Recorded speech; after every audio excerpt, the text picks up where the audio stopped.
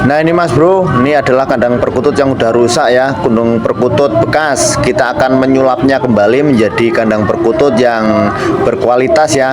Untuk caranya sendiri Mas Bro bisa amati ya, bisa dilihat untuk caranya agar kandang perkutut kita ya, perkandang perkutut yang bekas bisa lebih bagus lagi. Nah seperti ini caranya. Mas Bro bisa menyaksikan video ini, jangan di skip, jangan kemana-mana ya, harus disimak terus videonya.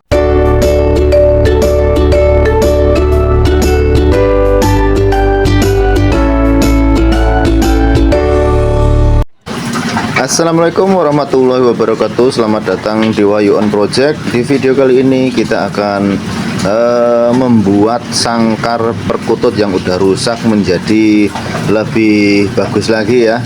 Seperti ini tadinya kandang perkutut bekas yang saya temukan ya. Seperti ini, tadinya ini tertutup. Yang dimaksud tertutup itu seperti kandang perkutut biasa ya, yang ada di pasaran. Mungkin di pasaran banyak ya yang terjual kandang-kandang perkutut seperti ini. Tadinya ini tertutup, ada mahkotanya ya, tertutup mahkota.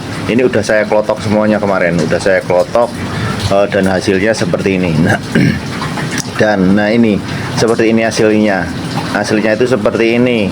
Nah kandang perkututnya, dan saya coba untuk memperbaruinya, membuat kreasi yang baru agar kandang perkutut ini bisa lebih bagus lagi, lebih berkreasi lagi ya. Oke ya, kita lanjutkan untuk membuat kandang perkututnya menjadi lebih bagus lagi. Oke, ikutin terus dan simak terus videonya, jangan dilewatkan ya.